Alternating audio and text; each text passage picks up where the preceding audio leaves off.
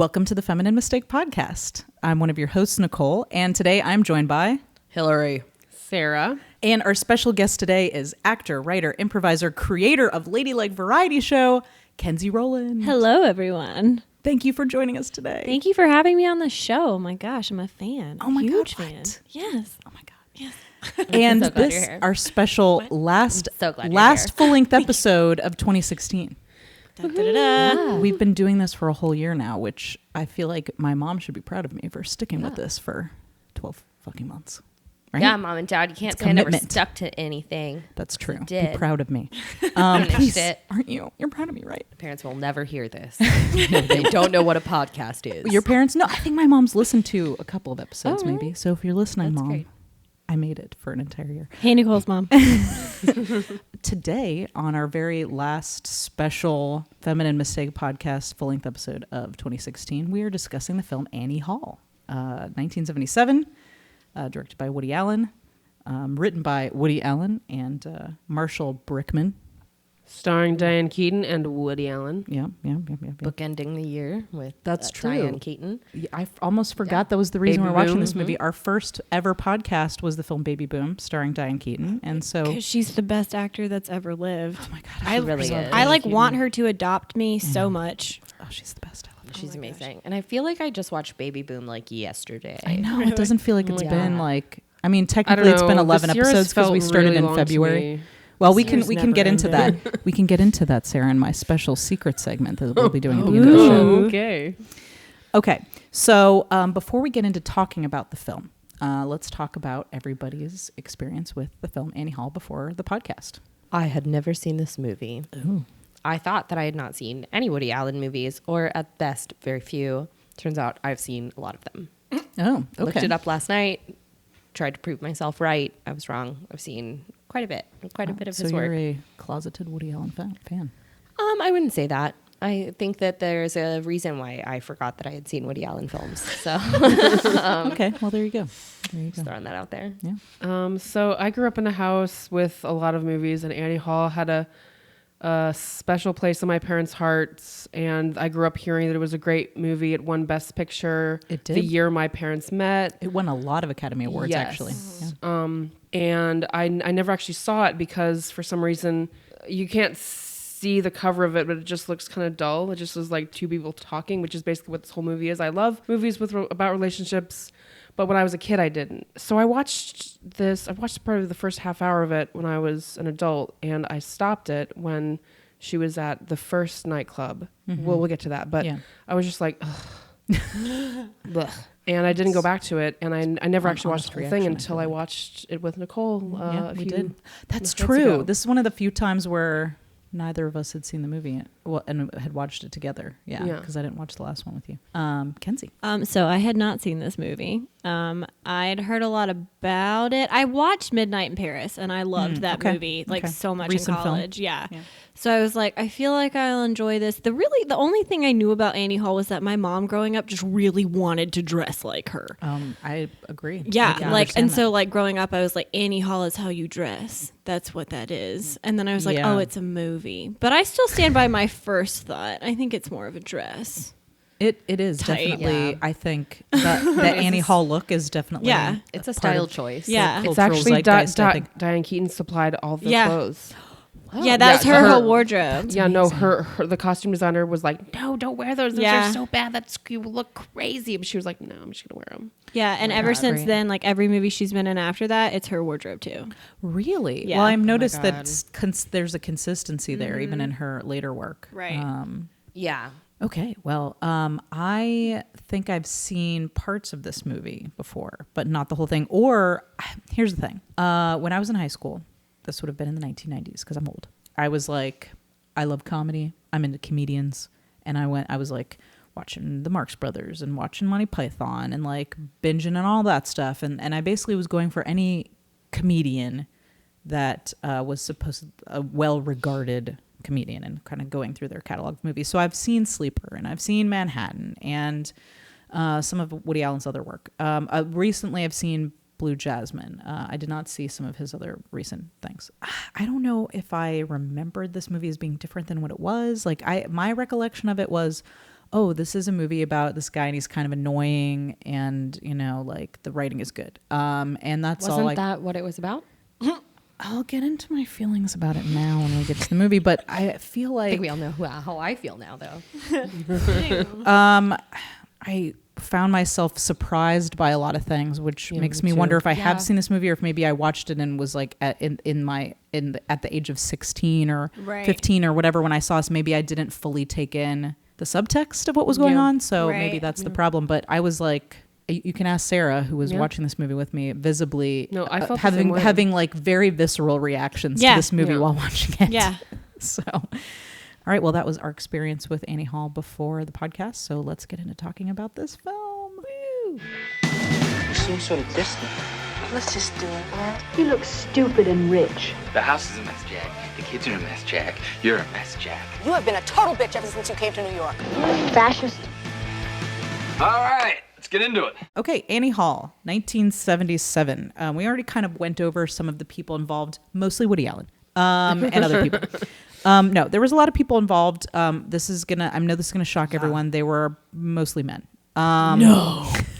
Except for the costume designer who we just discussed and did one of not the- actually do much Well, of it. she probably designed the other costumes, but and one of the film editors. I wrote her down because she was one of the few women and the creative staff that was listed. Wendy Green Brickmont. This role, Diane Keaton's role, was written for her. And her nickname is Annie Hall because her last name was originally Hall and her nickname was Annie. And there's some debate as to whether this film is sort of autobiographical. Woody Allen says no. Diane Keaton says yes. Yes. Yes. So Yes. it seems like it might be. Yeah, it seems a bit. I believe he did start dating one of the young actresses in this movie during the film.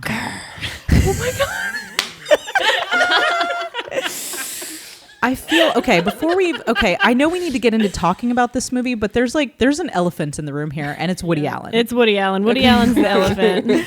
Very skinny elephant. Right. But we're all aware of his controversial relationships, should we say? Allegations of abuse. There it is. I feel like we have to say it. Like, we can't talk about this movie without mentioning it. And I will say, as we get deeper into this movie, we can discuss this further. I feel like watching this movie, I was like, I understand this. I understand you now. I understand I had you now. that same thought. Like, I watched it and I was like, I mean, I won't say specifically yet, but I was like, Do go on. yeah. Yeah, there are a few jokes in there Or just generally about his character behaves. pedophilia. Yes, there are some definite, and I don't know, maybe this would have been viewed differently in 1977, but there were definitely some things that made my skin crawl. Yeah. a Maybe touch. I blocked out those jokes about pedophilia because I just. Well, there's There one were in two. particular Oh, I yeah. wrote down that Sarah and I were like, Yep. I wonder if it's the same one that I was like, it probably is. Yeah. okay, did so it. Annie Hall. Usually we have a lengthy discussion about the title sequence. Not much to discuss here, other just than the fact that silence. they were very sparse. I think intentionally so. Yep. Just the title, no music. I was like, okay, art house comedy. Most film. of All his right. films have the exact same like font. It's like black Oh. screen with white Interesting. lettering. Sometimes with music, sometimes without music. Very sparse. Okay, so it's like a theme. Yep. Theme for him. I didn't even realize the movie was starting. I was like chatting with Christo. I thought that my volume was broken. I was like, no, I'll never be able to watch it. So the first thing we get here is the scene with Albie. And he's, I think this was shot after the movie had already been started. They were editing it and it didn't seem to be coming together. So they added some of the voiceover and stuff like that. And I believe that this scene at the beginning was one of the things they shot after they started cutting it together. The interesting thing is, so that we start right away knowing that they've broken up. Like, this is a movie He's about talking a breakup. directly into the camera. Right. So, which is a device throughout the movie, this breaking, lots of different ways of breaking the fourth wall. And although it's funny because Sarah was like, well, you know, we were talking about how original that would have been at this time. And although, yes, a lot of the things that he did were original in this film, like, funnily enough, Groucho Marx broke the fourth wall all the time. Like, Groucho Marx would walk towards the camera and speak to the camera in this manner all the time. He was surprisingly, like, going into that though, he was surprisingly likable to me in the first scene where he's for talking directly to sure. the camera. I was like, oh, I kind of like this guy. Like yeah, off the bat. I thought he was So like that was how I was feeling. quirky and fun, and like he was talking so fast. The movie just started, and you were just like, "Oh, okay, we're like on this ride together. Cool." And it's very confessional. He's talking to directly to the camera, and like I found myself liking him at first. At first. What is the first reference he makes? It's like, I wouldn't want to be a part of a club that would want me as a member. That would Yeah. Yeah, I mean Yeah, that's that a was very the famous Groucho quote Marx. attributed to Yeah. Groucho Yeah. Marx. Right. But yeah, that's where that joke comes from. But so this is the whole philosophy of the entire film, which is Woody Allen positing as Alfie, the reason I don't last in relationships is because I don't want anybody who wants me. That's his theory, right? Yeah. That's what we get right off the bat here. So then we go to directly from that into a flashback about his childhood. I loved that scene. I thought it was hilarious. Just like watching this little nihilistic kid that's like, I can't. The universe is expanding, and one Yeah. day it's just gonna explode because I can't go any farther. Yeah. And I was like, that's amazing. Hillary's like, "That's me." Thought that was super funny. yeah, pretty much. I just loved that scene, and I was like, that gives us like a real insight into like who he is like as an adult. Like, and he still has that kind of opinion, I guess. Like he's got a very nihilistic I think life is I think ending. all neurotic adults can look back at their childhood and have those moments of like, oh wow, that was like a really neurotic person back then. Yeah. And I his did mom's think like, it "What was are you talking fucking about?" hilarious. Right, yeah. Always the mom's Yeah, fault, right. guys. I would describe her, and I think I wrote this down as the definition of shrill.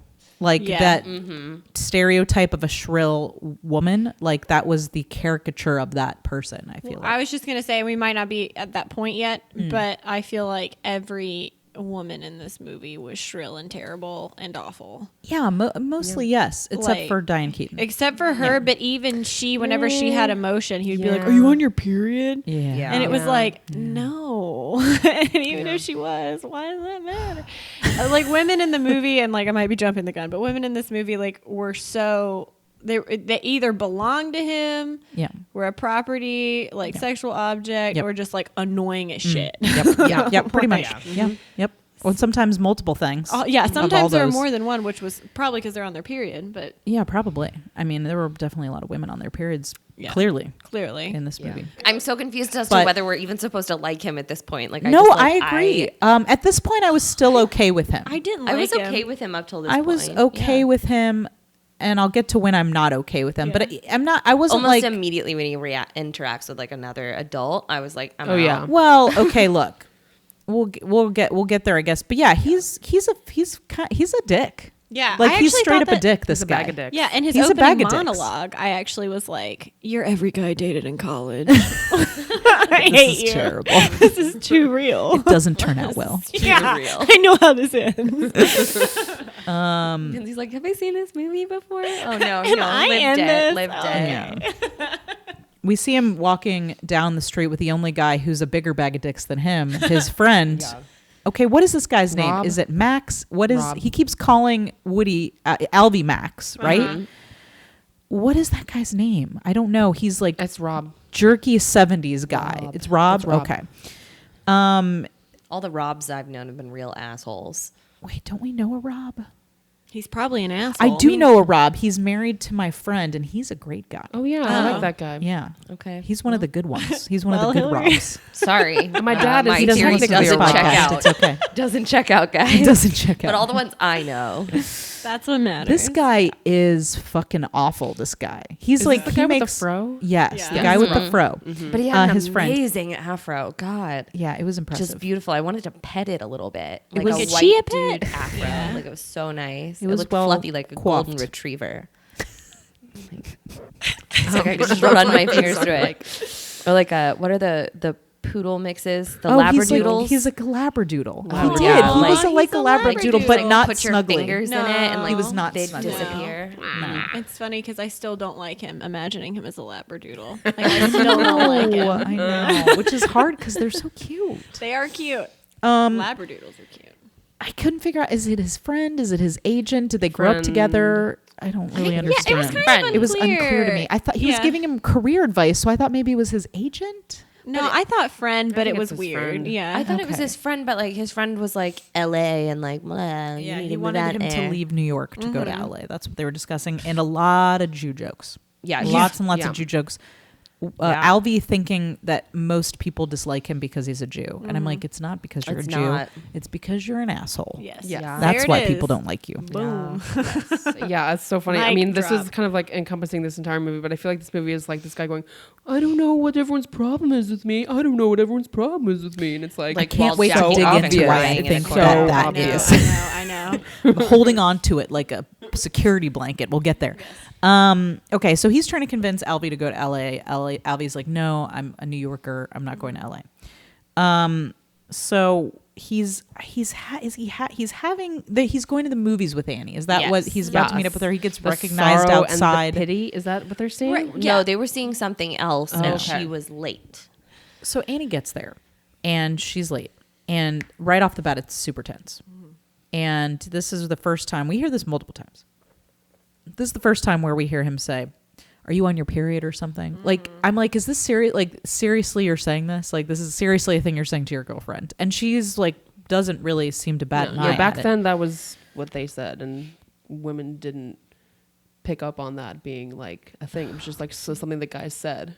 This was during the women's movement, you guys. I know. That's what I said. Oh my gosh! know. The whole time I was watching this, I was like, "This was supposed to be And during the Maybe movie." they had bigger fish to fry. Well, but Yeah. this wasn't written by a woman. This was written and Yeah. created by all men, and I think it shows. like really narcissistic men. Yeah. like the worst kind. Yeah. Yeah, I feel like, okay, right off the bat, I can say that this movie feels like it is a movie about a narcissistic person who doesn't realize they're narcissistic. Yes. Yeah. Yes. But it's glorifying it. Like Yeah. it is. Like he's supposed it's to be quirky. It's quirky and it's cute and it's a romantic interest. And look, this woman who's Diane Keaton and she's beautiful, she really does like me. I mean, she left me because my life is terrible and you should still feel bad for me because I ruined my relationships. But I'm really likable. Yeah. That's kind of how it felt. Yeah, and I really did not like the way her character was written, and we'll get more into that as time goes on. I feel like, I don't feel like we got a super big introduction. Like, even in the first scene, like, we don't get a lot of her yet, other than like that's his girlfriend. It seems like it's tense. And he's just really they don't rude seem to like they her want to all be the time. together. Yeah. In this first scene. Well, for me, her reaction to him saying you must be on your period, of course, like I'm at the time, like they wouldn't, but when she didn't like react to that, I was just like, Right. And I agree, like the writing of her character, I feel like we should reserve that until, because I feel like the flashback where he first meets her is when we really get into that. Here we're really just seeing like this is a relationship at the end of its life. They don't seem to want to be together. He's busy paying attention to what somebody else is saying about a movie behind him. Which but it was like, awesome. That was a great scene. I liked it. But before that, he harangues her. Like she gets there and he immediately like pounces on her. And Yeah. goes, "Meow, why were you late? Meow, meow." But then he like and she's gets 2 minutes late. Yeah, but then he gets on to her about them not having sex enough immediately. in line at In the line. movie theater. Yeah. And Yeah. He's like upset that he's being interrupted by somebody talking about like an appropriate subject in the movies, another movie. Right. Rather than He's like, Right. stop you're not interrupting having my sex enough." sex talk / argument. Right. And then he breaks the fourth wall, comes and talks to the camera, and then the guy who's talking behind him comes and talks to him. Well, he's like a film professor, the guy behind Yeah. him, and he's discussing film theory, basically. Yeah. And then Albie crosses the room and pulls out behind like a display. What's his name? A director. He pulls out the director director. that the guy was talking about. Yeah. And he's like, see, even the director doesn't agree with you. Now, I don't remember what that director's name was. I know I'm a film nerd, but I actually am not familiar with this guy. He was too obscure for me. He wanted to get Federico Fellini or somebody else, maybe Louis Benoit, maybe. But there were two people he went through. Fellini. Yeah. Well, there were two people he went through before he got to that guy that turned him down. Fellini was one of them. That would have been funny if it was Fellini. This other guy, I don't know. But yeah, so immediately we're getting this sort of surrealism, which was an element of the movie I did like, the element of surrealism. Yeah. All of the surrealist elements are all very self-centered around the character Albie, though. They're always centered around his psyche. In this case, him imagining like how he could stick it to this guy by like bringing out the actual film director and proving the guy behind him wrong. Yeah, this whole movie feels like his like inner fantasy, like his inner monologue of like I'm so awesome. Yeah, it's like his look love at all letter to himself. look at all the smart things I think.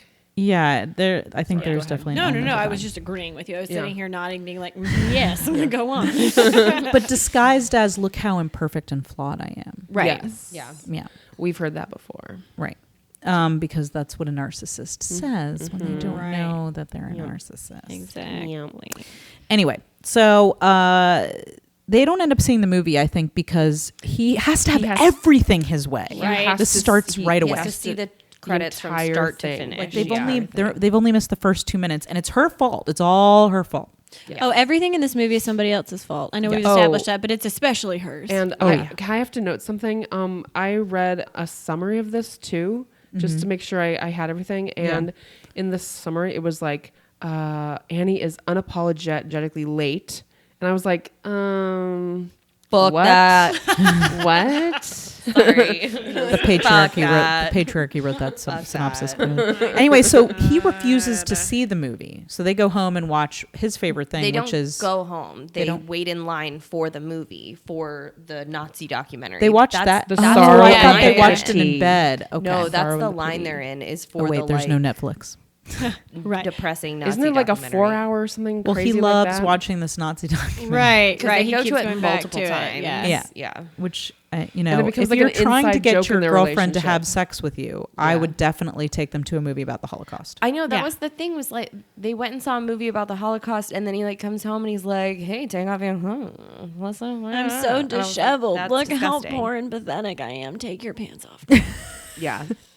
Yeah, so they get back home. He puts the moves on her. She's not interested. He gets frustrated and acts like a baby. As they're sort of talking about why she doesn't want to have sex with him, because she has to have a reason, guys. Oh yeah. Yeah. Oh yeah, she can't just not. It can't be because he's such Crazy. a fucking wet blanket. Because in they just life. went and saw a bunch of Jews be murdered on television. I mean, if that They were doesn't like- get you excited, I don't know what does. You And must be on your she's period. like, She must be. Yeah. Remember Allison, how you like became disinterested in her? Right, and so we find out he's been Yeah. married multiple times. Well, They we didn't only really find out at this specify point that. one time, Right. And then he says twice later before. twice. Oh, right. Okay, so the first girl. So this is also sort of like High Fidelity, if any of you guys have seen that, with John Cusack, where we kind of go back into his other relationship. Actually, Jesus Christ, I just realized how similar this movie is to High Fidelity.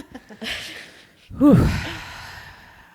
Anyway, so we go back and we see a lot of his other relationships. I don't know if this is meant to develop him as a character or show us a pattern. Really, it's just like pattern. woman after woman that I'm like, you're too good for him. Yeah. It's funny because like it's a pattern, but he doesn't realize it's a doesn't his see fault it, yeah. pattern Yeah. at all. I will Does he though? He seems like he mentions that it's his fault, but for the wrong reasons. Yeah, I yeah, feel yeah. like. Yeah. Like he doesn't see the real reason. No. I don't think the movie sees the real The movie reason. does not see the real No, it reason. never The does. movie doesn't even know what it's talking about. And millions of people who saw it didn't see it. Well, maybe some of them did and just didn't want to talk about it to their husbands. But Yeah. They were like, that's really why I'm not having sex with you. You're a neurotic loser and kind of a douchebag. so it's the first person we see is Allison, Who is- Carol Kane. I know. Oh my god, She's so great.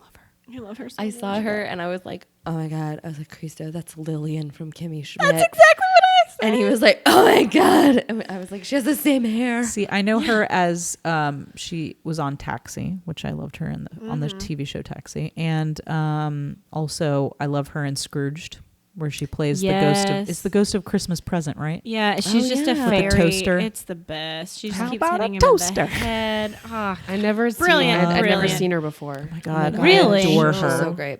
So we see Allison, and immediately I'm like, you know what? I wish I was watching a movie with Diane Keaton and Carol Kane as BFFs living in the yes. city. That's Oh what my I'd like to God. watch. yes, Yes. queen. Sadly, that was not what I was watching. not Can we petition for that? There's got to be a hashtag we can come up with for that. I would love Yeah. that. Keaton Kane. Done. You did it. Yeah. So But they're at a fun a political fundraiser of some kind. Yeah, that he's like apparently doing stand up at. Yes, he's a stand-up comedian, Yeah. Yeah. which She's running Woody it. Allen actually started as a stand-up comedian. Yeah. I want to say it's a Republican fundraiser.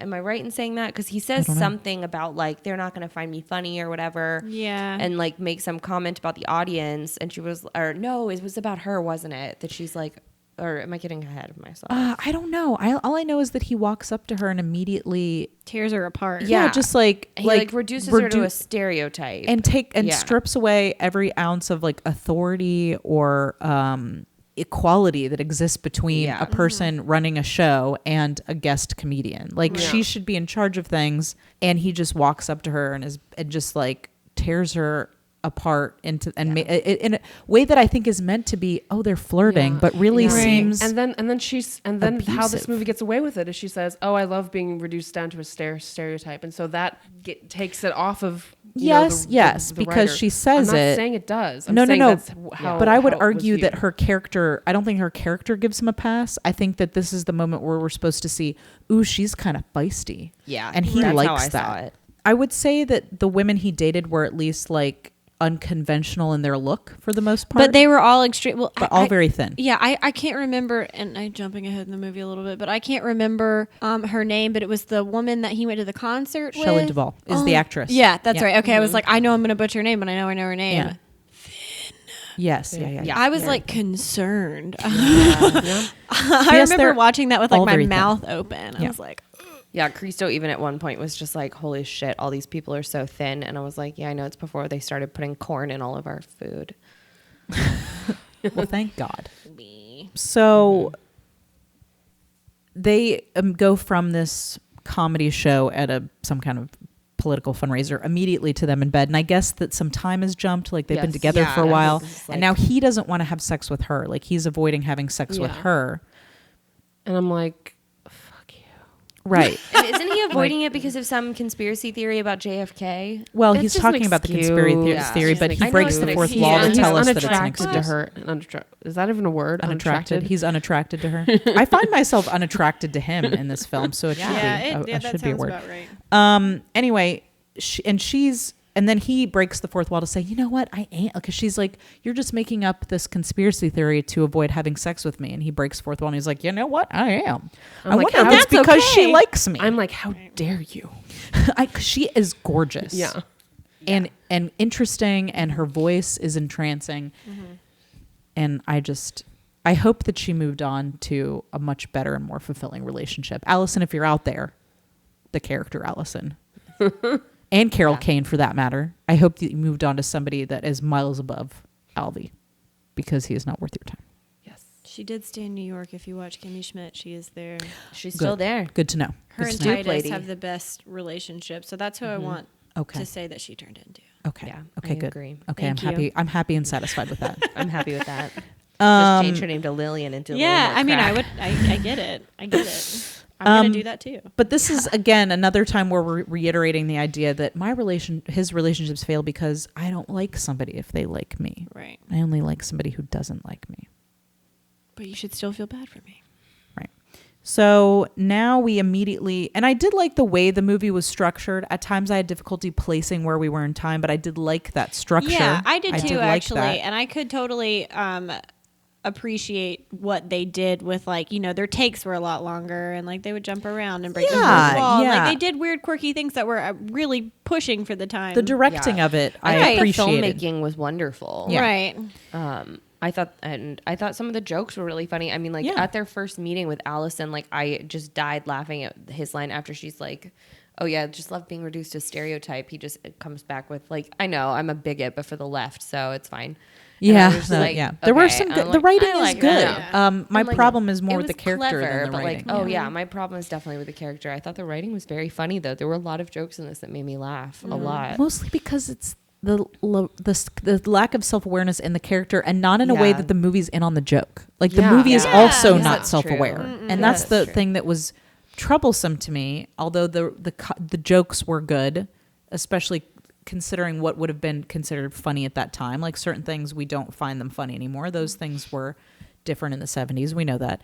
But yeah, it was definitely the lack of self-awareness on the part of the film itself that was Yeah. most troublesome. Okay, so they have this cute scene where they're trying to cook lobsters. Then they walk on the pier. So we're seeing the good part of their relationship, I think. And then we go from that to they're walking down the street, they're kissing in New York. It's the very definition of New York City romance, right? This was one of my favorite parts of the movie. This is when we go into her past relationships and we see her like with this like beehive-y kind of with like her high school boyfriend. Okay, my favorite moment hands down in the movie is her talking to the actor guy. That was her the boyfriend. funniest. Oh my gosh. He's like, put your foot on my heart. I've lived that, guys. I've lived We've that. all girl. lived that Preach guy. it. Yeah. I'm like, Yeah. that is every actor that any woman has ever dated. Like he Yeah. was Yeah. shirtless, right? Yeah. Wasn't he had a like shirtless? very deep. Very a V. deep. He might as deep, well be deep V. shirtless. Yeah. Yeah. He was like shaggy, and he was like, oh, and acting is the, you know, the truth, where you really get to the truth and your emotional truth. And I'm like, oh my god, stop talking, please. I'll be honest, guys. Like, if I had to talk to that guy, I'd be out skis. But like, if he'd keep his mouth shut, like, I'd dip my toe in that pool. You I'd would do you it. would put your foot on his Or chest. you would let him Yeah. dip his toe in your pool. I would.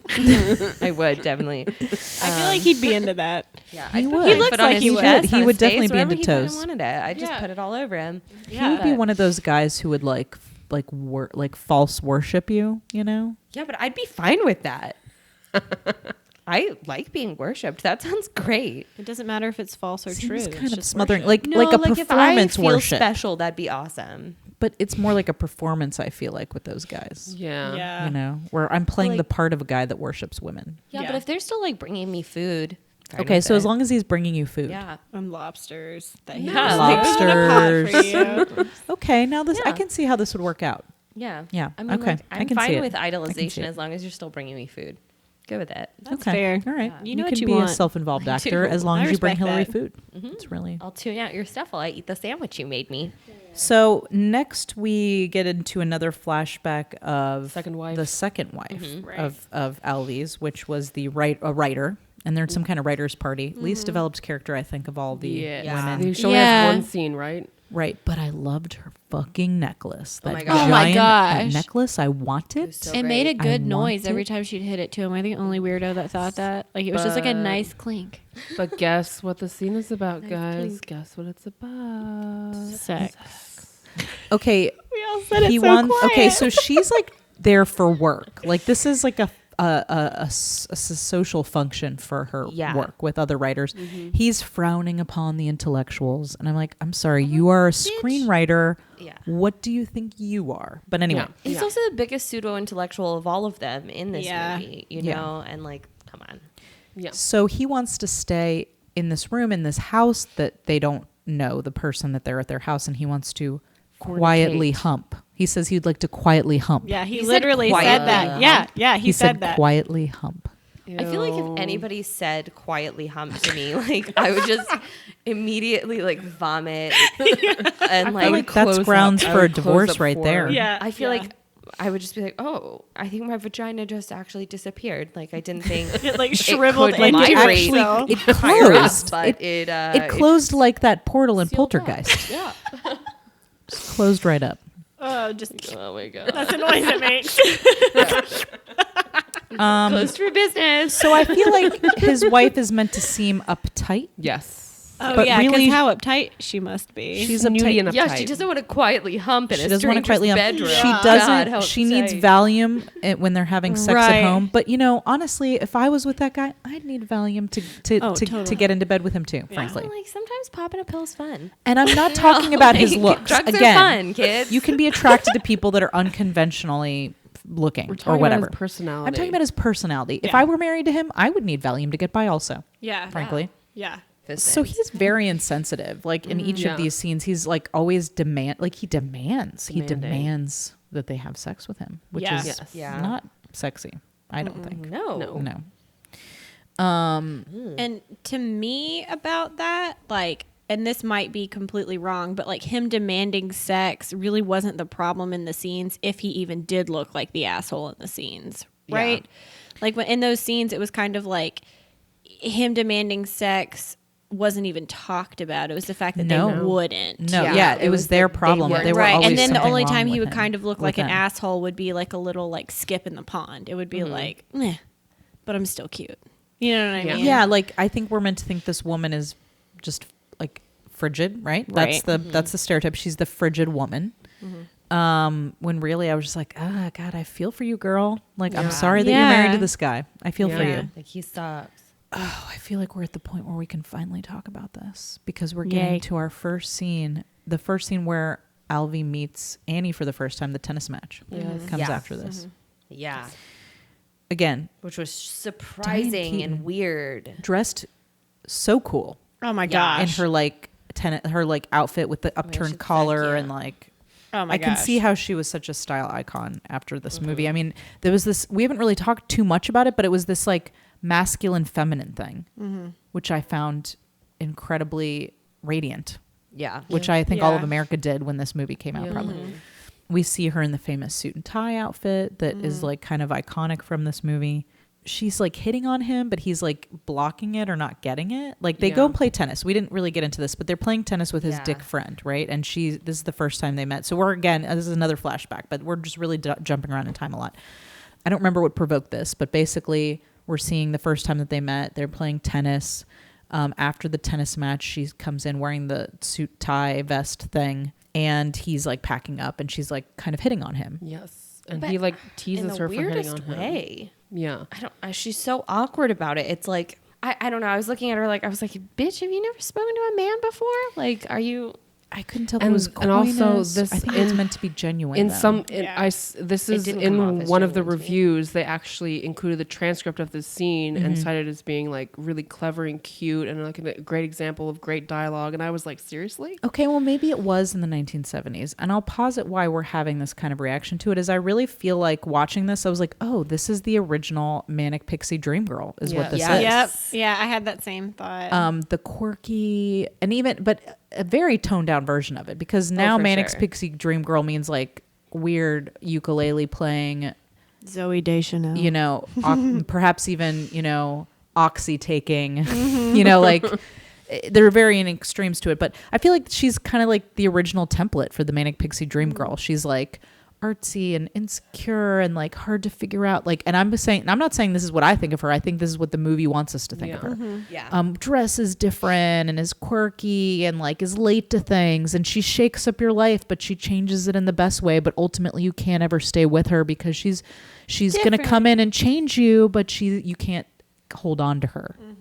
I think that's what we're getting here. And we've seen that types many, many, many times. And to us as women who write about women, I think that type feels very insulting at this point. I think now would be a good time to mention that even though the movie is called Annie Hall, it's not remotely about I don't know her. a goddamn thing about Annie Hall. Yeah.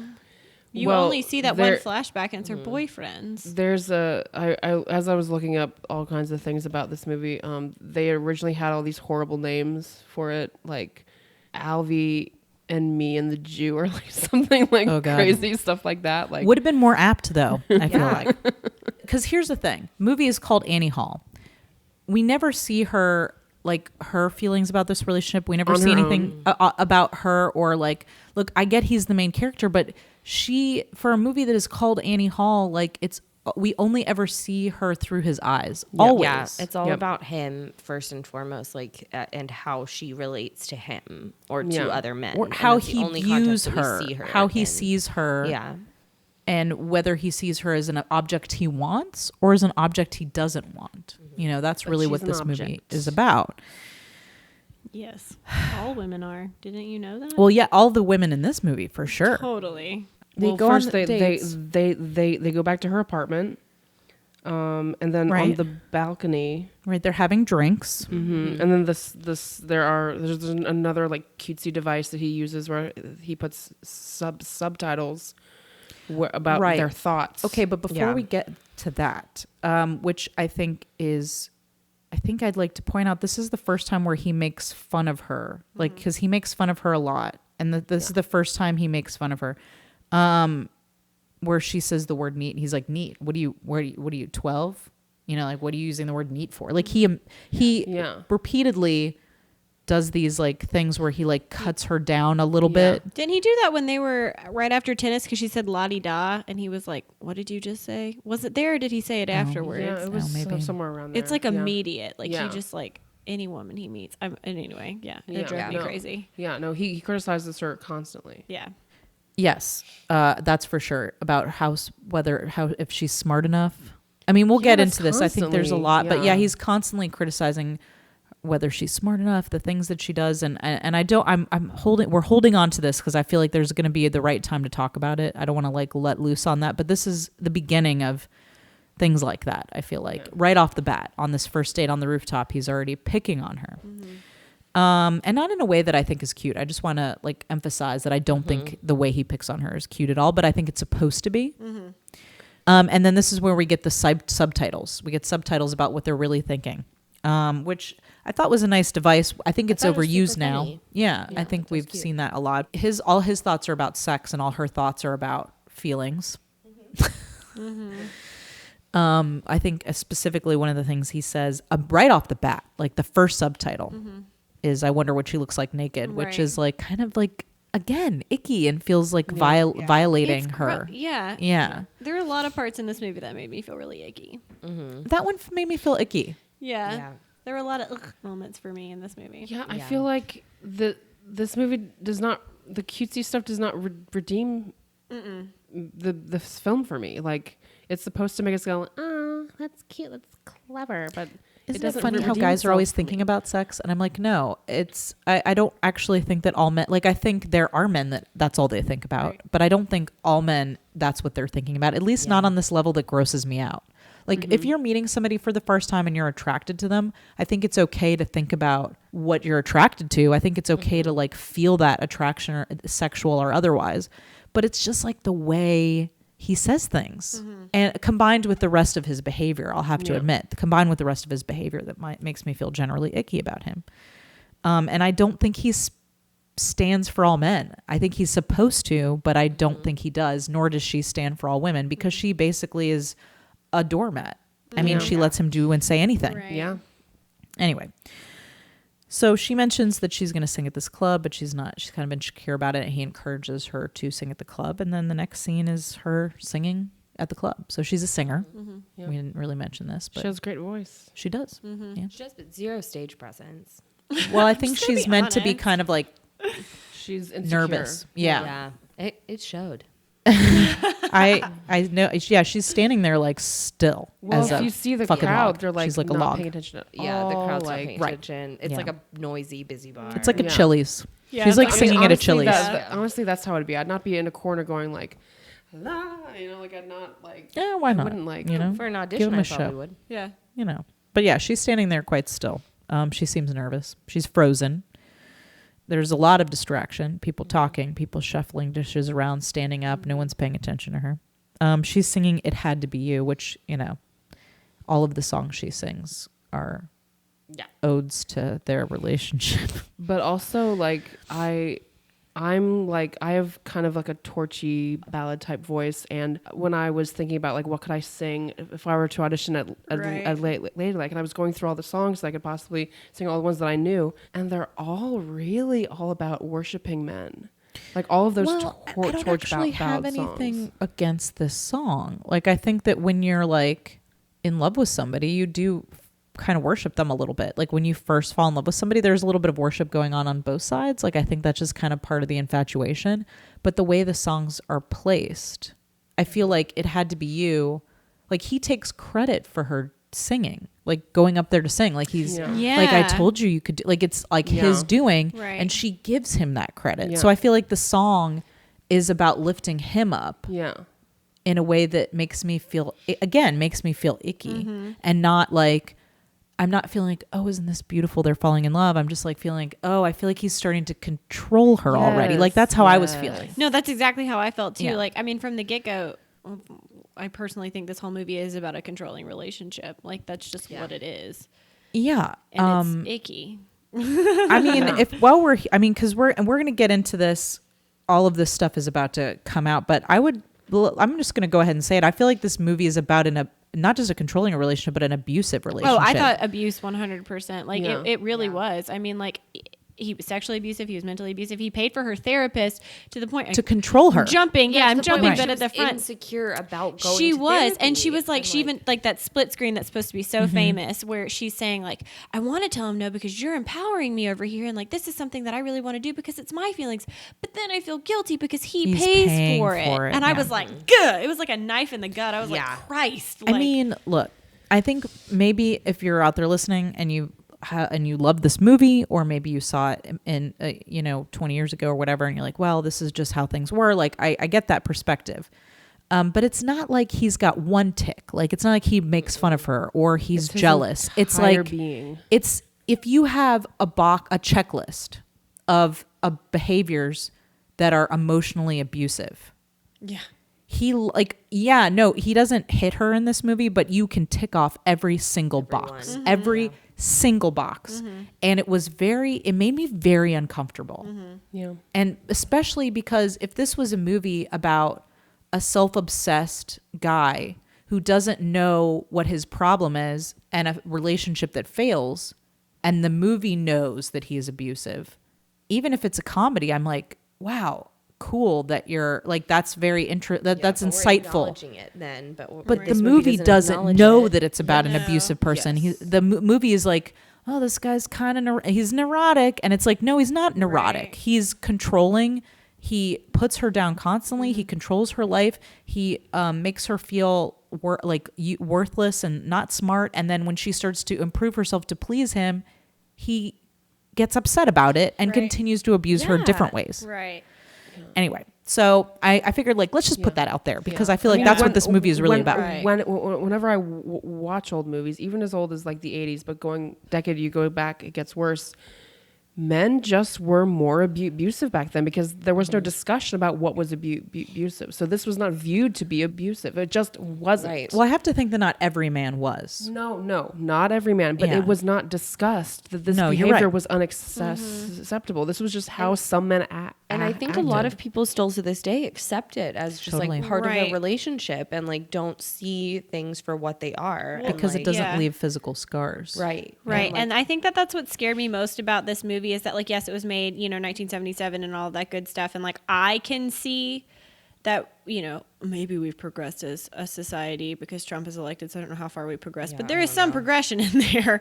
The thing that made me most nervous about it was, I know a lot of young filmmakers and I met a lot, in college and stuff. And this is the kind of thing that normalizes this certain behavior. Yeah. I definitely that think this movie is bugs about me. normalizing abuse. It's normalizing for sure. abuse, and it bugs me. And to this day, asshole guys who don't even need that much of an excuse kind of have one. Like, I can't tell you how many friends I've been on that I know that have been on auditions where, like, it was completely uncalled for, but it's normal because movies like this exist. Yeah. That bugs me.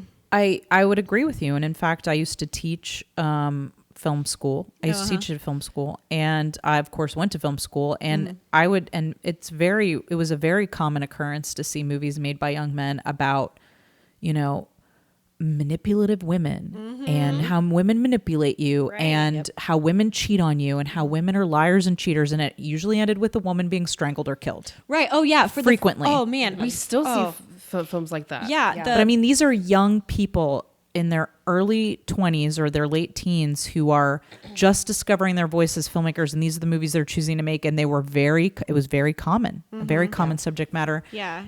And they didn't think anything wrong with that. Oh, no. No, not at all. And so they're walking, he's consoling her, and he asks for a kiss, which I was like, okay, well, at least he asked.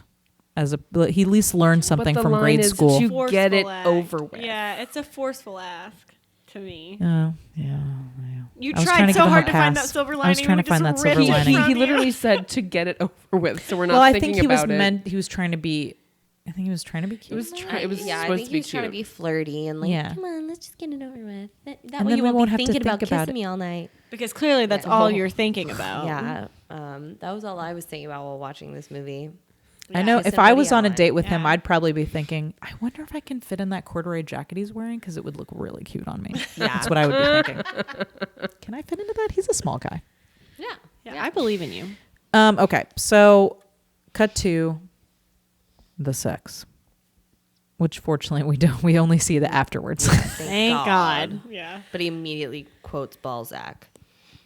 Just like, immediately. Yeah. And I was just like, I would have just punched you in the dick right now. Like, What I'm did he say? Like sorry. something about plays? yeah, it was like, I don't know. I don't even know what it was. I was was just some- like, I it can't was even like like, pretentious no, as hell. that, and 'cause, and like, there goes another novel, or it was something yeah, like that. that. Was it. Yeah. Yeah. So she says, bullshit. I think the nicest thing you could say to Woody Allen after having sex, which is, That was nice. I know. Oh God. I'm gonna smoke now to get through this. Oh my God. Yes. When she said that, I was just So like, she she blazes up a doobie right away, which Immediately. Can't blame her. you gotta Can't nope. blame her. you gotta do what you gotta that do. is what my ex said to me the first time we had sex. That was nice. That was nice. Yeah, she's smoking a J. Smoking a doobie, which apparently is her ritual. Yeah. He naturally Which begins. seems pretty normal, to be honest. Just smoke a little doob before you go to bed. Look, I don't Seems right. I don't smoke weed anymore, but I did have quite an illustrious career as a weed smoker in my 20s, and I have to tell you, weed makes sex much better. Yeah. So I don't know why, if you were into it, why you wouldn't. To all Especially of our to get through listeners sex with Woody who Allen. are in states where pot is legal, they do make a weed lube if you are interested. It works for ladies. Oh my God, we should get them to sponsor our show. Yep. Already thought about it. Yes. But Can yeah, you- can you just- put that on the put list? a little bit in there, and it gives you apparently a very long and sustained orgasm. So enjoy that, What? listeners in states where pot is legal, and there are 4 new ones now. Yay! Thank Diane you. Keaton knew what she was doing. Oh, That's hell all I'm yeah. gonna Thank say. you, Hell science. yeah. She knew. Thank you. So I guess this is what I would call, and I feel like we can just breeze through these. Several scenes of them supposed to be feeling like they're cute, but they're doing like kind of annoying things, like stereotyping people in the park, like Right, making fun of yeah. gay Making people more and homophobic Jews. jokes in the park. Yeah. And watching tidbit.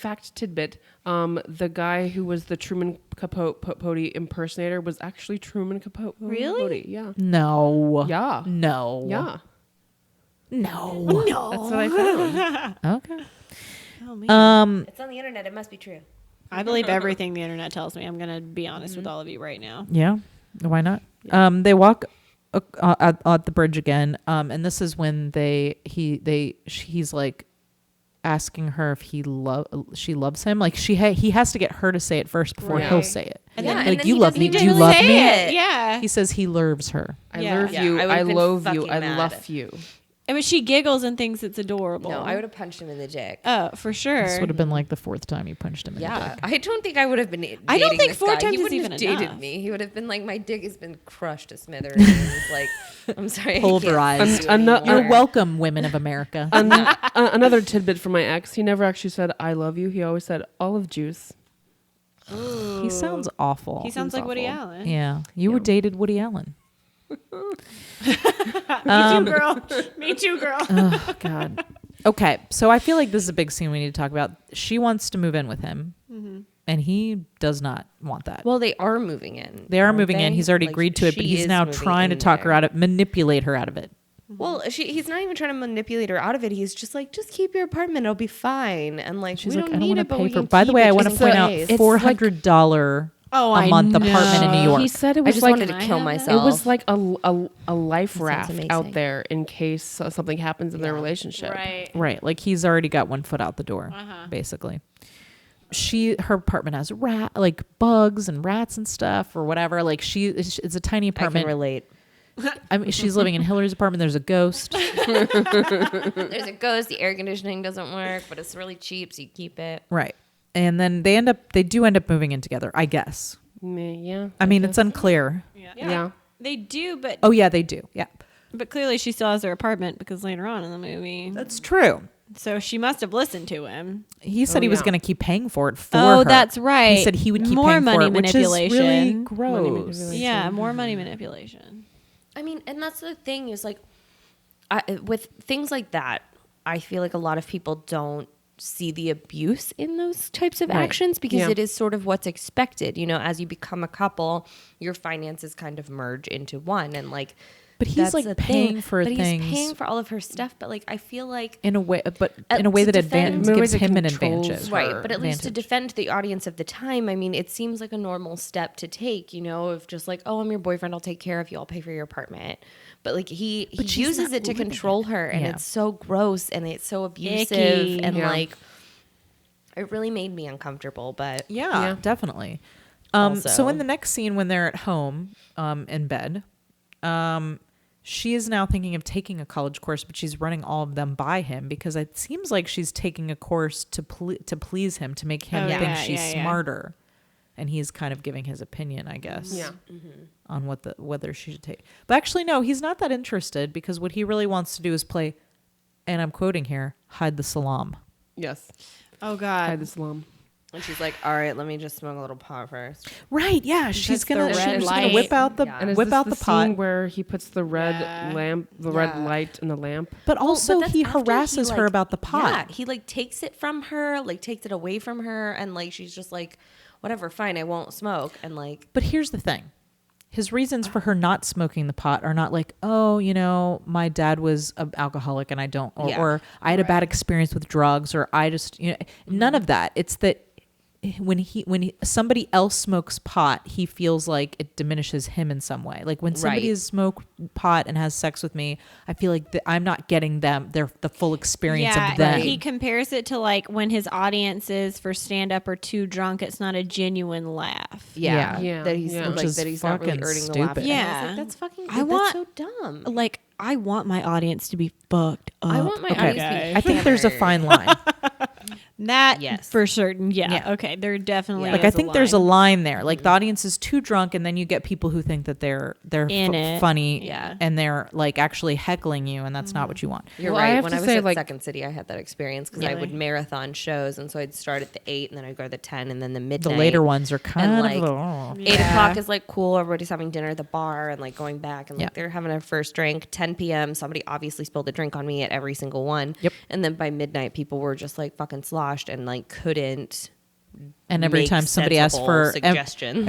every time somebody asks for a suggestion, they're like penis. No, that Yeah. happens Balls. when people are sober. I do Sunday shows, or I used Yeah. to do Sunday shows. It still happens. Yeah. It's Well, ridiculously You're like, gross. we're not going to use penis. Stop saying it. back to Yeah. the pot thing. Yeah. So I don't smoke, do drugs, drink, you know, so I don't really understand that kind of thing, but I'm not like judgmental of it. But if my boyfriend were like, could never, ever, ever have sex without smoking pot, I'd be like, what's wrong with me? Like, why can't he be happy with me? Well, I would just like to present this to you as a different perspective. And I think that you and I have maybe had this conversation before that, like, if you don't look at pot as a drug and you instead look at it as a medicine or as like an outlet or a recreational activity like drinking is, like, some people do see it as a medicine and it does have medicinal purposes. And like for that person, maybe the only way they can relax before they have sex is to smoke. Also, it makes your Or- lady parts tingle. It does. I just Well, want to point I that won't out. be sleeping I just with want to my- put that out my- there. Ladies. But like, I'm going to get down to it. So- I guess like for me, the way like I see regular marijuana use is not like, or for at least most people and most people that I have come in contact with who smoke on a regular basis, like it's not something that in any way like hinders them or they have to do because of a situation. It's just like, this is my antidepressant, Or this And, is like, my like, or this is my baseline beer at normal. the end of the night, you know, like, yeah, this, That's some- for some this people who makes me smoke so all that the I'm not time, fucking like- nuts. Right, yeah. Yeah, Mellows you so- out or whatever. And or I don't like have it's a just problem like with marijuana. Like, I know it's not like a Right. bad thing. But again, I feel like yeah. it's another way for him to control her. That's what I And was she about is to say. like resistant at first, but then is like, oh, okay. What if that's what but you want?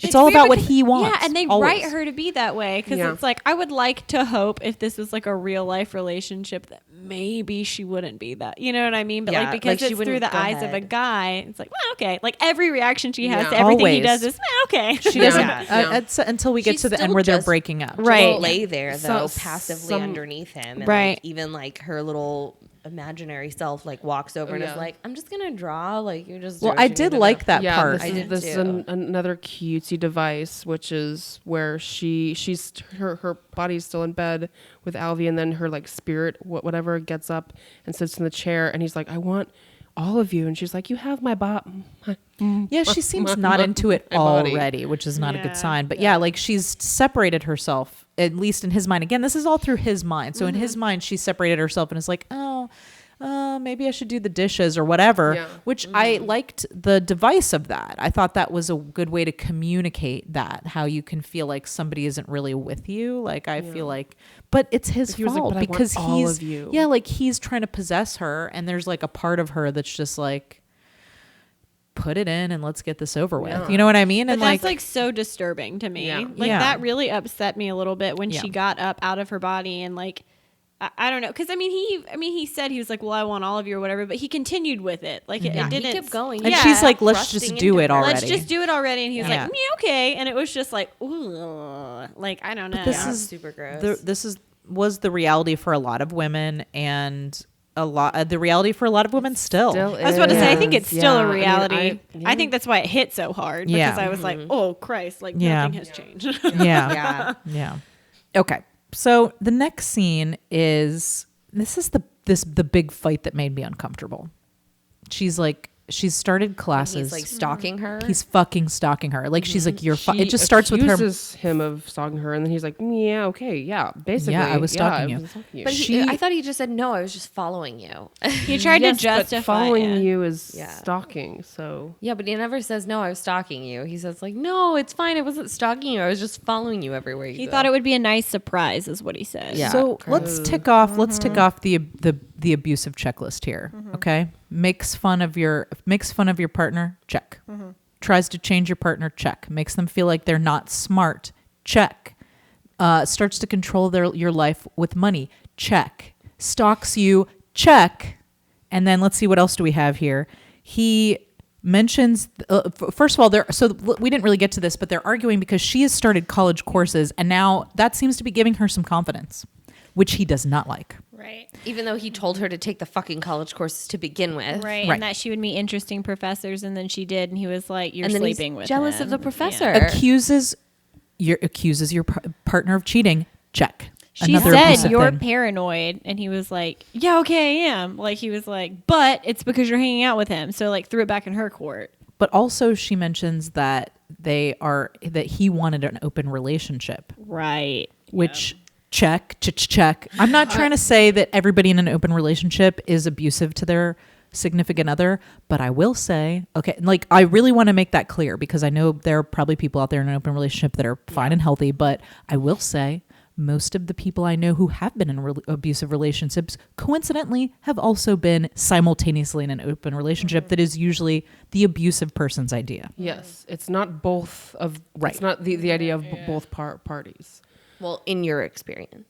With has not people, been. No. I'm saying Or- the ones that are abusive. Oh, yeah, are yeah. the ones where only one person was like, and "Let's this do this." often Right. happens in those situations where the abuser wants an open relationship, but when the other person's, when they think that other person, whether it's true or not, when they think that other person is seeing somebody else, they go ape shit. Yes. Yes. And start stalking them. Exactly. So Yeah. I feel like the scene made me very uncomfortable. Like, he's cruel. He's making fun of her. He's jealous. He's stalking her. He's being crazy. Like, I feel like we're supposed to think he's passionate and relationships fall apart and that's just what happens. But I'm like, no, this is like fucking disturbing to me. And Yeah. like listening to your checklist, it's like amazing that he could have completely blindly written this textbook abuser character and not even known. Well, I don't think people acknowledged Yeah.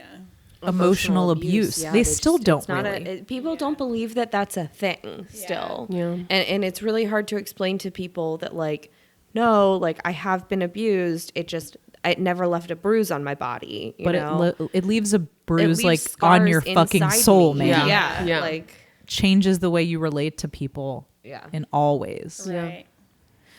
Anyway, I didn't mean to get too serious on this comedy podcast about feminism, but this is fucking serious. It's Seriously. It's this Well, no, movie's it's- fault. It's a fucking serious issue, and the movie is supposed to be this lighthearted fucking. I mean, I know it's like a dramedy or whatever, But it's still under No, the comedy it's a category. rom-com, Nicole. Yeah. It's rom-com. And I but still there's don't nothing think rom this about episode this is com, as is what bad I'm as- saying. That's very true. That's how I feel about most rom-coms, to be honest with you. There's Yeah, I not a guess lot of that's rom true. about the com. Actually, Yeah. our friend podcasts, The Cutaways, they did this movie a couple months. I want to say it was a couple months ago, because I listened to the episode that they did on Annie Hall, and they hated it. Not anybody nowadays who likes this other Hated than it. those creepy film students we were talking Yeah. about. Again, two women. Their podcast is they watch romantic comedies throughout film history. We're not at the end yet, guys. No, God, I Keep feel going. like there's so much Keep going. more. Okay, so now we get to the part where, so they've been arguing. She's putting the groceries away and is telling him about this dream that she's had. Right. Yeah. Anybody want to describe the dream that she has? Oh, she dreams that Wait, who's Was that strangling Frank her? Sinatra? Frank Sinatra Sinatra. is strangling her, but Frank Like Sinatra has smothering her with a pillow, Yeah. right? but Smothering Frank her with a pillow, Sinatra has yeah. glasses, and he's like, "Why didn't you tell me I has glasses?" And they were Because it's his his glasses. glasses. Yeah. Yeah. And the analyst is saying it's that he's smothering you. Yeah. Yeah. Which Which is a very, Duh. which I think is meant to be funny, but also like kind of a violent image. Can 'cause I he's, go like, back? smothering her Actually, with a can I go pillow. back actually to Yeah, sure. before the glasses Yep. when she was like, Frank Sinatra is smothering me, and he's like, "Oh, Frank Sinatra was a singer. You're a singer. You're smothering yourself." I thought what was also really weird about it was that the way she was telling him, like, guys, if I went to therapy and my therapist was like, that dream about Frank Sinatra smothering you is actually your boyfriend, I wouldn't come home and no, I wouldn't casually tell him. unpack groceries and be like, the crazy wackiest thing happened today in therapy. Well, Yeah. she I does a feel like lot you're of things that smothering don't me. make Right. sense. Yeah, you know? it was just really weird. Like they were again, like what you said, like they were trying to make it supposed to be like this romantic, quirky, funny, haha scene, but like it would just hurt. Yeah, no, Yeah. I feel Hurt like me to from this watch it. point on, the movie just hurts a lot. Yeah. Like I know it's Yeah. supposed to be like, yeah, it's the breakup, and we're supposed to find humor in it, and yeah, it's not like there aren't funny lines, but like I am mostly uncomfortable for the rest of this movie at this point. Yeah. And then there was the cartoon of the evil queen that Right. for some unknown reason had rock hard nipples. Of course. Just like she had nipples for days.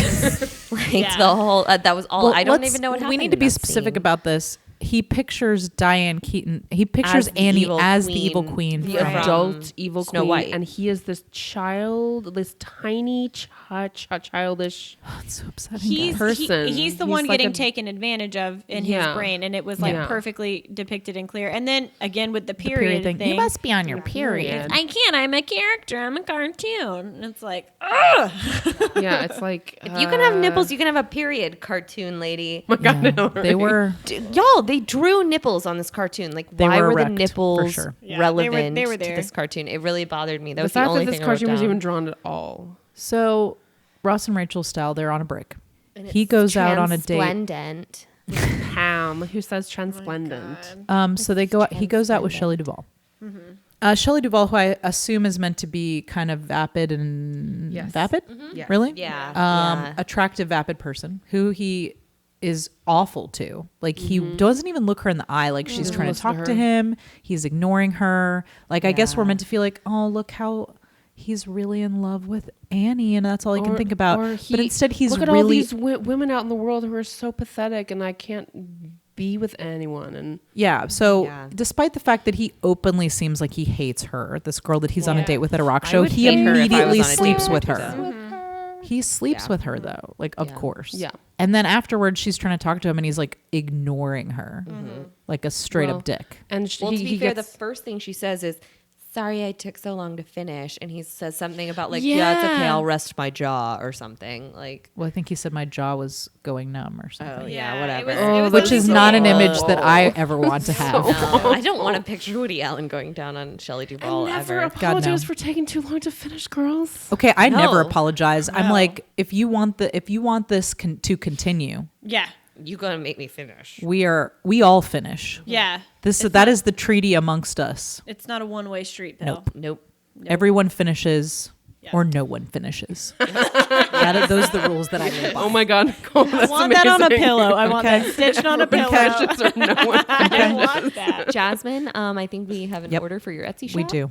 I can just imagine being like, everyone finishes or no one finishes. Oh my God. How did you know my sexy voice? All right. So at this point, I'm wondering, would women in the 1970s find this guy as vile as I do? I don't know. She. Yeah. Go ahead. He Sorry. seems so vile. All of the women in this movie, I don't know. Well, the women were written by men. I don't know. Like, sorry, I How wrote would down my something mom else she feel said about in this this? sex scene that was just You like, should ask it your was mom. like Kafkaesque. Because my mom didn't have a problem with it when she saw it when she was yeah. 17, because that's how every movie and every show and everyone I am was. sorry, women of the 70s, that you. Well, This was a reality of your existence, because I would not have gone past like the first date with this loser. no. But the thing that's weird is that, like, even into, like, now we're jumping a different topic. This is my fault. But Cheers. I loved that show growing up. Watched it last year. Yep. Threw something at my TV and ran out because it is an abusive relationship, glorified. When you live in that world and that's all you see, how can you Right. know that there's anything else? When you're a little kid and you're watching it, you're like, "This is normal." And then Yeah, you grow like up this and was you're the like- world. Yeah. And that was the world, and that's how it all was. Which, There were no Tina Feys and Amy Poehlers, and Yeah, ladies who are in film, get out there and please make us some more stuff because we don't need Cheers or Woody Allen anymore. Yeah. We don't need any more Annie Halls, thank you. No, thank you. I also would like to point out that after they have sex and they're sitting in the bed, Shelley Duvall has like braids, like she's a little girl, which I also found really disturbing. Okay, Also, I'm did so she glad take you the said time to do the braids Before- between the rock before show or- and the yeah. sex? But Like, is that I was another just night though? Is it Like I'm another not sure if night? it's the I same thought it was night. the same night. I thought it was the same are night we being led too. to believe that they actually went out for more than just one night? I think that the movie jumps around in time that we could believe that that's true. I think That's a it's good plausible point. either way, but I like to I mean, the picture different hair Shelley indicated Duvall to putting me. those tiny little braids in her hair right before sex, and it's like, sorry, just wait another 15 minutes. My hair is really long. But then Alvy gets a call Yes. from Annie. He gets a call This from is Annie. the part where I just want to like scream and punch him because and punch Woody the screenwriter, because what happens is he goes over to Annie's apartment and she has called him over to kill a spider. Yeah, And I'm like, really? Like someone who's not going out with you to call you to get you to come over and kill a spider? You know, like, not that I think Christo comes over and kills your spiders or anything, but I feel like what no. Annie needs in her life is a Christo. yeah, she needs a GVF. Honestly, because if she had a Christo in her life, this shit would not stand. It really wouldn't. No. and he even is like, I'm not your boyfriend. Why am I here? You know, and it's like, So yeah, apparently they've broken up. Yeah. He leaves this woman in the bed that he has just had sex with. It's 3:00 in the morning. Annie has called him to get a spider out of her bathroom.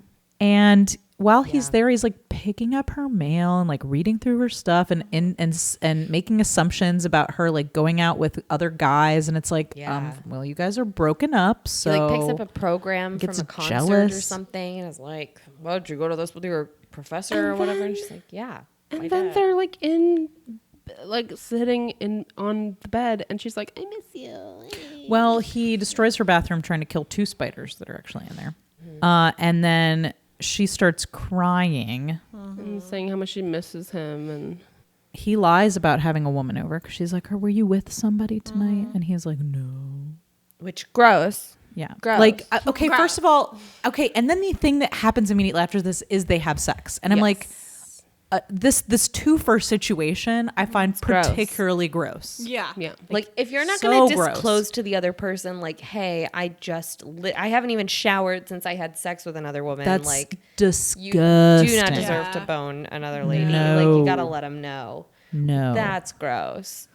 let's hope he wore a condom both times. Yeah. It's Probably not. 1977, Probably so I not. doubt it. Doubt it. He looks like the type of guy that would be like, it's uncomfortable. Right, exactly. Yeah. You know, it'd be like, oh, it hurts. I get a rash afterwards. Like My there's no- life is hard. It's Yeah. too hard for me. I go soft Were every you time I basing- put on a condom. all the excuses. So they decide to get back together, and she says the classic manic pixie dream girl thing, which I is, forget. I can help you have more fun. Yes. Ugh. Yes. Yep. That killed me. I was like, oh. Because that's all that I'm here for. Yep. Ah. So after, I know we're glossing over this, but basically it's showing like, oh, we're having fun again. Like, oh, Yeah. our relationship is fun. I'm so glad we're back together and we're really connecting. And then we go to her singing at the club again, and she seems a little bit more comfortable there. Does anybody know what song? Does anybody write down? Feels like old times. Yeah, she was singing seems like old times. So she gets off stage, and then Paul Simon shows up, who I was very excited He to see. plays a guy named Tony, and he's a music producer, and he wants to invite her to a party afterward and meet people, network. Well, it seems like he maybe wants to sign her or Yeah. produce a Right. record for her or something, and it seems like a good career thing. And he's like, why don't you come over to this party? We're gonna get some drinks. Why don't we talk about it? And she's like, yeah. And then Albie is like, no, we have this thing. Like he immediately shuts Yeah. it down because And he's in that jealous and moment, he he can't reminded let her me, have yeah. anything. I mean, but she doesn't even argue with him. She's like, no, we don't have that thing. Yes, I'm going to come to that. She just goes, I guess I have something. Well, yeah, but then after Yeah. they leave, she puts up a tiny bit, but she's basically like, oh, I want to go out and I want to do things and you want to do anything. But it's like, it's more than that. Like this is a Yeah. career move for her. Yeah, and he's getting in the way of that. Yeah. Right. He can't. Well, I mean, he did it for his ex-wife. Even. I mean, like the one You're where she was right. at that really positive the- writers' party, and at he the wanted writer to quiet party. hump. Yeah, he wanted Yeah. to quietly hump instead of her networking. Right. Quietly Instead of hump her every doing time good I just things. Hashtag quietly hump. want to die a little bit. Yeah. I'm glad I could provide that noise for pussies. All right, so next we get the famous therapy split screen. Well, can I just tell you what they Yep. did instead of going to the networking party? They went to the Nazi documentary They watched again. the Nazi documentary. Again. I was like, fuck you guys. How does he not know how awful he is? Like, I don't how does he know. not know? Because I asked that about a lot of people. other people tell him he's great. That's why. Think of all the awful men you know in your life. That's true. They're all just constantly being told, like, she's crazy. She's Yeah. just a psycho bitch. You're right. But you can see in this therapy session that it seems like Diane Keaton is starting to become her own person. Right. Like you see that coming out in the therapy session where she's like, you know, this is bothering me and this is bothering me and this is bothering and I don't know how to tell him. She's starting to realize that this is a shitty relationship, you know? So the next scene, I don't think we need to say too much about it because it's just a joke about coke. But let's pour some out for that poor cocaine, guys. Pour some out for that. That was a shame. that of all the was things that in this this movie, the it's so most shocking sad. and upsetting thing. Did you feel the greatest amount of loss watching that scene? Yeah, I did. Like I forget what happened. really Did he I'm not gonna sneeze? He lie. sneezed. in it, yeah. Yeah. So this is an Well, iconic scene. What from he the movie. does is they're putting out the cocaine on the table, and so he puts his fingertip in it. And I was like, I don't understand what the kick is of this. And then he sticks that little bit inside his nostril and then immediately sneezes into this box of cocaine after the guy explains that it's, what, 2,000 an ounce? He said it was like $1,000. This was not in the script, too. This was. Yeah, that's what No, I was yeah, he was said a- something about it being like 1,000 or 2,000 an ounce. And like, if you know anything about drugs and how much they weigh, that little box was like just way more than an ounce. That was like easily like $5,000 of cocaine or like something ridiculous. Like it was So- just, he like sneezed away like at least $5,000. which is probably like a whole car. No, but what I'm saying is in the sneeze 70s. was not in the script. Woody Allen sneezed was on an accident, accident. and they Oh my just God. kept it in. So what was the scene That's supposed to hilarious. be anyway in the first place? Because that was the button on I the don't scene. know, but really. I feel like Woody Allen does not need cocaine. no. That is the last thing I would God, wanna can you give that imagine man. how long you would have to sit and listen to him talk? No. Yeah. So they go to L.A. I can't remember what the reason is. I mean, I know that his. I think it's to meet. Oh, I he's think got it's a to meet show. with a music producer. Or No. he's presenting an award show. He's presenting at an award show. First, Well, he misses the award show because Right. he like says he's sick and he won't eat, and the doctor comes over and is trying to feed him, and he's like, "Eat this chicken," and that chicken looked delicious, and he wouldn't eat it. And then she's like, "Don't worry, they found someone else to do it," and he immediately starts eating. Well, I kind of took that to mean that he was having anxiety about being Oh, on for television. sure, for and then, I sure. mean, I've been there where you're like, Yeah. I'm dying, and then somebody removes the thing that's causing your anxiety attack, and you're like, is that chicken? I'm going to eat that now. You know what I mean? Like, I actually related to that. I mean, a I lot. definitely did too, but at first I was just like, "Why is he being such a fucking baby?" Well, yeah. But then I was At like, this eh. point, we're just like worn down. Yeah, I with just like his hate complaining. him at this point. So I Yeah. was just like, I fucking hate him. So they go to the Hollywood party.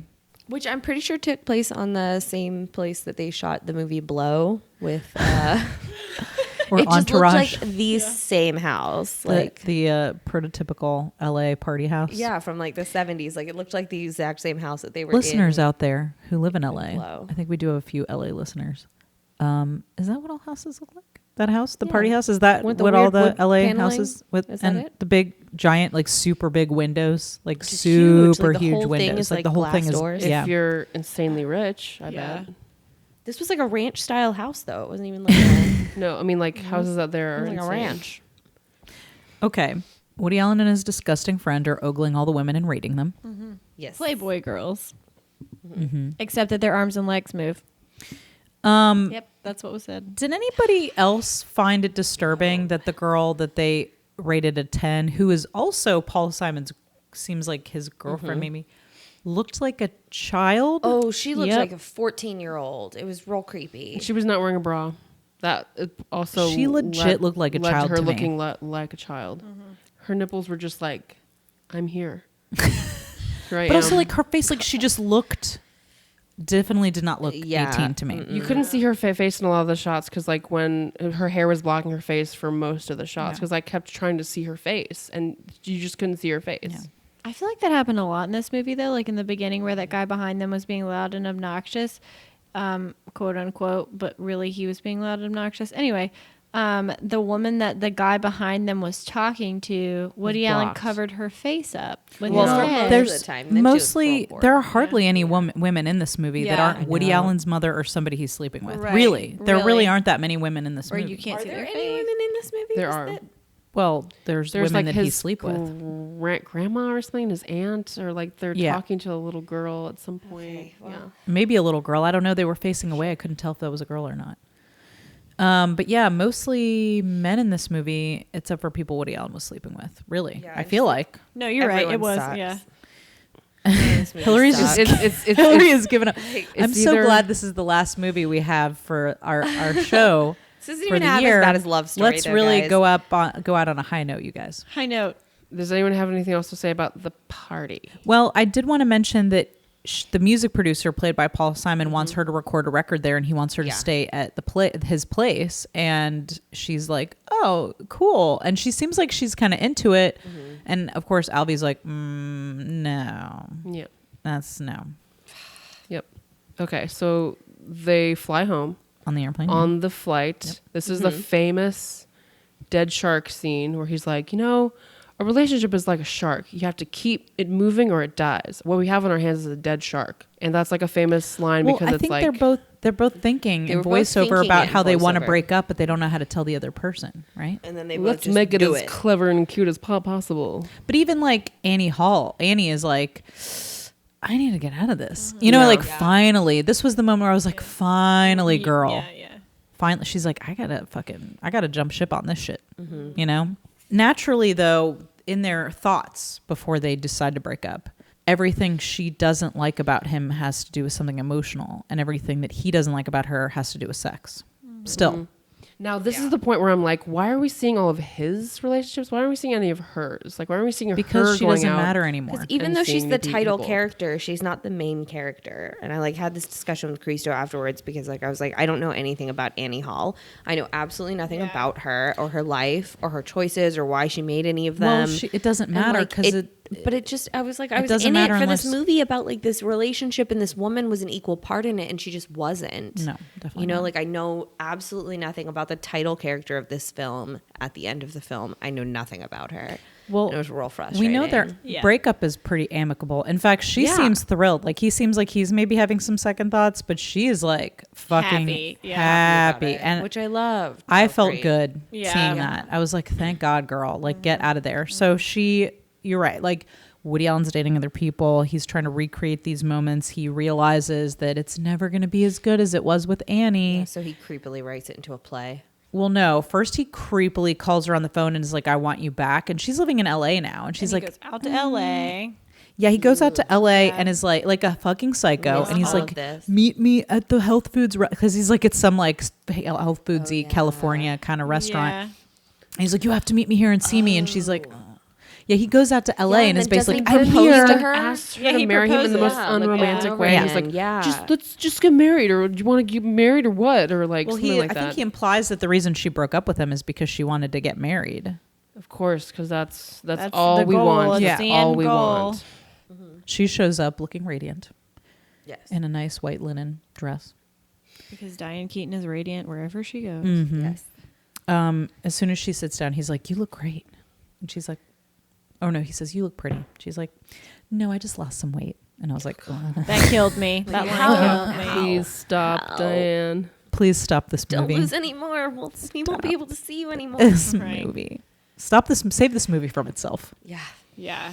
Yeah, so he proposes to her. He wants her to come back to New York. She compares him to New York City. Yeah. But She- I think that honestly was supposed to be like the moral of this story. I think it was supposed to be like Woody Allen is New York kind of thing too. Which I think makes that me was wanna part barf. of it. And it just, Yes. Barf. He's an island. He's an island that I don't want to go there, visit. girls. Not even by Never ferry. Go there. Not even by ferry. No, not even a nice ferry ride. So she wants to stay friends. He does not. She does not. She turns down his proposal. Doesn't even consider it. Like She the whole leaves. time, She's like, "I have to go." She does not seem like she wants to be there, which I No. feel like I'm on board with. Yeah, finally, right? But then she also gives him credit for all of her self-improvement. Yeah. Before she Right, leaves. yeah. How she was a singer. She's like, you got me to How sing. she you read got me those to go to things. Right. school. So she still and- looks like a bitch, though. She was Yeah. basically being like, you did all this great stuff for me. I'm not the same person without you, but I'm still leaving. So it's like, what a bitch. You know what I mean? Yeah. But there was a lot about this part that felt really real in an uncomfortable way. And like, I don't know if the movie wanted it to be that way, but there was something interesting about this that he was basically like, and again, it's like an abusive person that doesn't know they're abusive continuing to be, because he's basically like, you still love me, you do, and she's like, no. Yeah, I feel Yeah. like we were walking that very fine line between like, you love me, you still do, and if you don't marry me, I'm going to kill myself. You know, Right. like that's the last like check mark on the like emotional abuse that like Yeah. we needed to So check he was like never the guilt quite trip. got there. Like He never did, but, She like- leaves, but then he hits like 4 cars with his car. Yeah. Which I want to say was supposed to be attributed to him being a bad driver. If you notice, he couldn't get the top. Well, yeah, to the because he's a New convertible Yorker. The down joke either. is he's a New Yorker, and New Yorkers don't drive. yeah. Then he directs. Wait. Oh. His friend picks him up, bails him out of Oh, jail, this is the one. and he was interrupted to pick up Albie from jail from having sex with 2 16-year-old girls, twins. Yep. Yes. Is Yeah. that the pedophile There joke it I is. missed? Oh, Yes. gross, gross, gross. There And it it is. wasn't even a joke. It was just like, yeah, they were 16. And Albie's like, good job, bro. I'm going to go home. You guys have a lovely night. I'm going to go home and take like 4 showers. Four showers. I just like My wanna vagina sit is in my non-existent. Shower and like hold my knees. It's like a Ken doll down there. I'm like really glad I missed that, you guys. Like that was probably when I was like, well, if this movie's not over soon, I guess I'm just getting another piece of pizza. So you're probably I was chewing, probably, like, chewing foraging. really Sorry. loudly and missed that part. Sorry, we shared that with you, Hillary. God, I'm upset. Gross. Okay. Yeah, you should be upset. Yeah. That's the normal response to this movie that I feel like people in the 70s must have missed. But it's not over Yeah, yet, it's because not over then yet. he takes the whole thing, this whole relationship with her, and writes it into a play. where she begs for him to come back. Yeah. Yes. At the end. And he's like, "What do you want from me?" Again, excusing his behavior. So, we're finally at the end. We're past Keep hitting the record and then there's like a long pause. Like, oh, Here we God, go. this movie. past we're to the last. There's not enough part. ice cream in the world. There's Last not. part. These right, so rosemary we're at the cookies are end. great though. So she comes back to New York. She eventually he runs into her one last time. They At had a movie coffee and theater. chat and laugh and reminisce. And then she walks away, and he stands there lonely. And there's the flood of Flashbacks. memories. Yes. The flood of memories. Oh, yeah. Snapshots. But the flood of memories also contain that lingerie thing as a positive thing. Did anybody else catch up Yeah, on I that? did. Okay, I saw that. this is what I said to Nicole when this was happening. I was like, I don't see any of this as being good. Like, none of it was good to me. Yeah, well, Like, I don't see any of this as being like a positive, the lobsters were nostalgic. positive. No, Okay, I know Hillary, you like lobster, but no. even lobster can't save this movie. Even buttery, delicious lobster cannot save this movie. Even all the cutesy, sticky devices can't save this movie. I mean, ultimately, I feel okay. So it ends with him in a voiceover. Okay, As Diane Keaton sings, "Seems Like Old Times" in the Right. background. what did he say about eggs? I don't know. At this point, I had given up on Something life. about- Something about eggs. So something about like the chicken, something that has eggs. I like, Okay, look, the point chickens is, are gross and fat and disgusting. But right, they the produce chickens ruin the eggs. backyard, but they make the eggs, and we need the eggs, and that's And what the same thing with relationships relationships are So are the horrible. eggs sex? I don't know. Yes, Probably. I think so. I think Yeah. the eggs are But sex. this is but he did say I don't know the exact quote, but it was like the relationships are horrible and awful, and you hate them, but you need the eggs. And I'm like, Ultimately, I feel like this was a harrowing tale about a woman who escapes an abusive relationship. That's a very positive way to look at it. That's how I choose to remember this now. It's not like I didn't go in there with my preconceived notions about Woody Allen, but I've seen I saw Blue Jasmine, like I mentioned, and even hating Woody Allen, I was like, this movie is really great. This is an excellent movie. This is well written.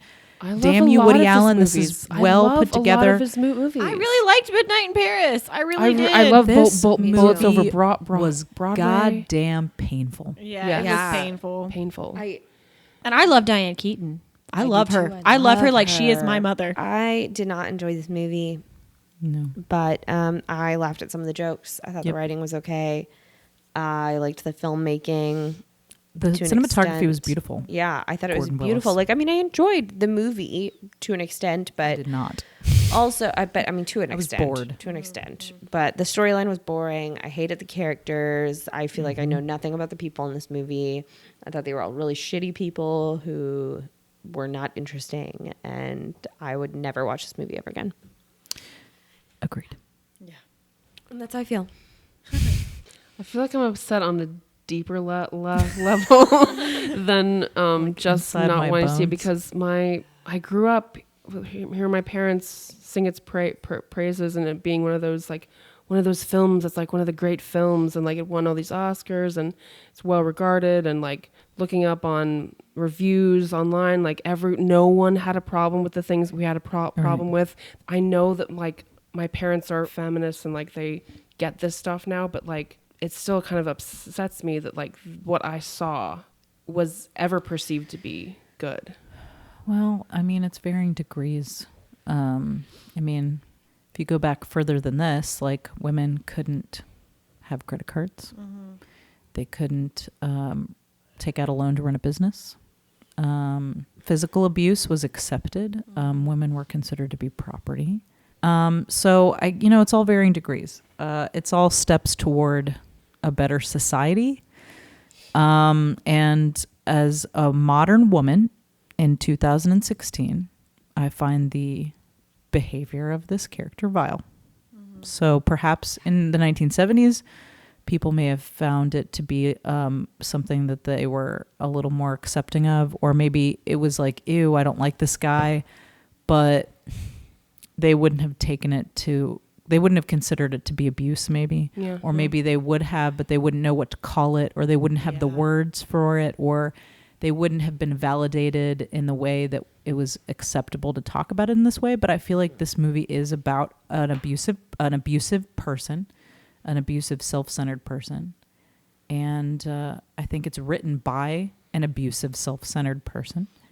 And while I was watching this, I thought, women have been, all that's been available to us to watch has been created by men from the beginning until now. And all the ways that they write the women, we get that from an early age. We see that as a kid growing up, and we think that's what women want. That's how women behave. That's what we think. And then you start to take that in and think, this is what I want. This is what I need to say. This is what I need to do. This is how I need to act. yeah. You want to be like the pretty lady on TV. Yeah. Yeah.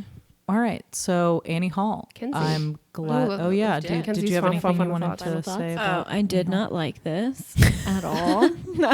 Sorry, Kenzie. It was I hate all of you for I'm sorry that we put you through We're this. never going to be friends now. never. Kenzie's first and last appearance on this podcast. Goodbye, everyone. Annie Hall ruined it. No, I just thought I hated it, especially like knowing what I did about Woody Allen. But even if I hadn't, like, again with the abusive glorification. Yeah, That really normalizing bugged me. abuse. Yeah, like honestly. Well, here, guys, there's a silver lining. let's find it. We live in a society that is different Hooray! than the 1970s. It's not as if we've elected a president that normalizes abuse. Thank God we haven't. I'm so excited! I'm so excited! I'm so scared! Nervous breakdown. Nervous. That's musical interlude. Welcome to Nervous Breakdowns. This is the part of the show where we read horrifying casting breakdowns from legitimate casting sources. This is so exciting. Be excited because we're gonna hand this over to you to read. This is an actual casting breakdown. I would like to repeat, this is an actual casting breakdown from a reputable casting source. We will not out the place that it came from. We will not out the production company or the name of the film. But you know who you are. But you know who you are, fuckers. Yep. Before I hand you the character description, I just want to say that part of the description before you get to the character is, we have a $50 gas stipend for anyone who needs to travel in. best I can offer with what I've been given. Yeah. What? Oh my god, that already sounds creepy as hell. Oh my god, let me see it. Character I'm so name, excited. Character Let me name and see breakdown. Kenzie's gonna read it. Oh. Here it goes. Here it goes. Adrian. She needs to be around 18 to 24, very athletic, good build, effervescent, big-eyed, if possible in parentheses, and comfortable doing some semi-nudity as she's laid out on the corpse table, in parentheses, dead, while our priest fondles her. I'm so sorry. I'm sorry I said that out loud. Some nudity / groping. She'll be wearing bike shorts, runners, t-shirt or tank top / sports bras, etc. I'm like fumbling through this. It's unbelievable that this is real. Open to all ethnic backgrounds. Thank Dot, God. dot, dot, dot, dot. 1 speech and 14 lines, 2 scenes. Oh my god. You heard that right, America. Oh my god. We need a big-eyed, effervescent 14 lines, you guys. 14 lines. Who wants to be a corpse and get fondled by a priest? I mean, Sign me and up. Can I please just say that it's creepy that they say, and we'll be fondled by our priest. It's like they're just like hiring a woman to like lay on a table and pretend to be dead while they're like, hey, Father Bob, you want to come over this weekend and fondle a dead girl? But I have a It'll be question. super fun. Is the priest going to like fondle her, or is it like an It autopsy? says fondle. It says fondle. fondle. It does not And say groping. autopsy. No. It says some nudity / groping. Groping and fondle are in there. Groping. But hey, guys, $50 gas card. Am I right? Yeah. $50 This gas I would card. like to Thank add that God. this job does pay. How much though? I mean, I feel like I don't want to give too many details, Oh. but Darn. it does pay. What is the price of fondling, though? Really? There is not one. No price. There's no price. I don't If know, so- guys. if someone For the offered, opportunity to play an effervescent corpse. I mean, If My someone favorite is offered me effervescent. $1 So you billion, want a I'd be like, bubbly no. corpse with big eyes? just Is picturing that the, what like, you if want? possible. most disgusting rotted out corpse, just like it's bubbling with like Seriously? with the, vapors, but with the face like that. the face that's like wide-eyed and happy. It's like totally happy. Giving two Seriously? thumbs up. Yeah, she's being fondled and she's happy about If it. someone offered me and dead. $1 billion, I'd be like, no. Oh man, I'd 'cause probably do it for like a the- couple thousand. For I'd be the like, rest sure. of my life, I'd be like, everything I'm paying for was paid for by my fondling money. Fondling money. I don't know. I think I'd be fine with having fondling money. At least I'd have money. All right, Hillary, can you read this other one? Yes. Again, we're not going to out the production company or the reputable casting source that this came from. I want to emphasize that this is not something I reputable. hashtag reputable casting source. I didn't pull this off fucking Craigslist or something. No, is this like, is real. This is fucking real, you guys. I get these emails all the time. Yeah. So, Hillary, can you read this? Also, I'd like to add the entire breakdown is in all caps, as though it's yelling at you. screaming at So could you read it as though you're yelling at us, but at a reasonable level, so as not to peak the audio? Should I just read the female roles? Or no? I think you should read both. Read all of them. I'm so All right. excited. Lap dance male, Okay, that is actually. aka the perv, 28 to 40 years old, African American male. While getting a lap dance at a strip club, he is stabbed by the stripper. Must be comfortable with someone doing a lap dance on him and comfortable with stunt violence. What's the name of the character again? Lap dance male, aka the perv. Who gets stabbed by a stripper, right? Mm-hmm. In all caps. And then we have strippers 1 and 2, 18 to 26 years old female. Must be able to speak on camera. Seriously, this is in all caps, the whole thing. Not needed to do tricks on a pole, but will be needed to dance around a pole. Must be comfortable portraying a stripper and dance and dressing like a stripper. Oh man. Yeah. Breakthrough role. I Right? mean, sign me up. Yeah. Breakthrough. It doesn't You know, even mention Annie that Hall she has is to not looking stab so someone, bad right now, you guys. Yeah. It I doesn't blame even Annie mention Hall. what Kept she's her she's clothes doing. on. Like she's at least stabbing someone. It could have at least been like the murderer or like Well, I guess it's better than being a corpse that secret gets agent. fondled. I don't know. Anything is lower than that. God, just welcome to Plug It Up. This is the part of the show where we talk about things that we are working on and that our guests are working on, so you can get out there and see and listen to and interact with all the fun things that are happening with women in comedy. So, Kenzie, tell us what you've got going on. All right. So December 9th at 9 o'clock. So 9/9. That's very easy to remember. Yes. December 9th, 9 o'clock at Highland Ballroom. $5 for ticket. Ladylike is going to have a very ladylike Christmas carol. Take that however you want. It's going to be mind blowing. I'm so excited.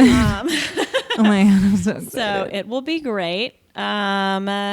I think that's, our January show is the 27th at 9 as well. Yay. So. Can you talk a little bit about what you guys have recently changed up the format a bit. Yeah, so we recently changed up our format.